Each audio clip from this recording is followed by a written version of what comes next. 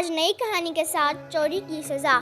دو دوست احمد اور بلال بچپن سے ایک ساتھ تھے، مگر دونوں نے غلط راستہ اپنا لیا تھا۔ محنت کرنے کی بجائے وہ لوگوں کے موبائل اور بیگ چوری کرنے کے عادی ہو گئے تھے۔ انہیں لگتا تھا کہ یہ پیسے کمانے کا آسان طریقہ ہے اور کبھی پکڑے نہیں جائیں گے۔ ایک رات وہ دونوں شہر کے ایک ویران بس اسٹاپ پر بیٹھے تھے۔ سامنے ایک شخص بیٹھا اپنے بیگ کے ساتھ موبائل پر مصروف تھا۔ احمد نے بلال کو آنکھ ماری اور دھیرے سے کہا، یہ بیگ تو بہت قیمتی لگ رہا ہے، چل پکڑتے ہیں۔ دونوں دبے قدموں اس شخص کے پاس گئے، لمحے بھر میں بیگ جھپٹا اور بھاگ کر اپنی گاڑی میں بیٹھ گئے۔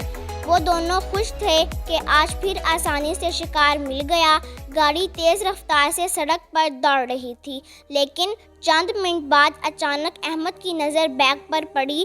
بیگ کے اندر ایک چھوٹی سی سرخ لائٹ ٹمٹما رہی تھی۔ بلال نے ہنستے ہوئے کہا، یار یہ تو شاید کوئی GPS یا الارم ہوگا، فکر نہ کر۔ اس کی بات پوری بھی نہ ہوئی تھی کہ دھماکہ، ایک خوفناک دھماکہ ہوا اور گاڑی آگ کے شعلوں میں لپٹ گئی۔ دھواں اٹھا، شیشہ بکھرا اور شور پورے علاقے میں گونج گیا۔ پولیس جب موقع پر پہنچی تو بیگ کا مالک بھی وہاں آ گیا۔ اس نے بتایا، میں آرمی کا اہلکار ہوں، یہ بیگ میرے کام کا تھا۔ اس میں بم ڈسپوزل ٹیم کا ٹریکر اور ٹیسٹنگ ڈیوائس تھی۔ چھونے سے فعال ہو گئی۔ لوگوں نے عبرت کی نگاہ سے جلتی گاڑی کی طرف دیکھا۔ اس دن شہر میں ایک ہی سبق پھیلا، جو دوسروں کی چیزیں چرا کر خوشی ڈھونڈتے ہیں، اکثر انجام ان کا اسی طرح دھواں ہو جاتا ہے۔ ہمیں کیا سبق ملا؟ چوری کبھی فائدہ نہیں دیتی۔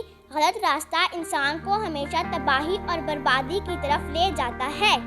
مزید اچھی کہانیاں سننے کے لیے ویڈیو کو لائک اور چینل کو سبسکرائب کریں۔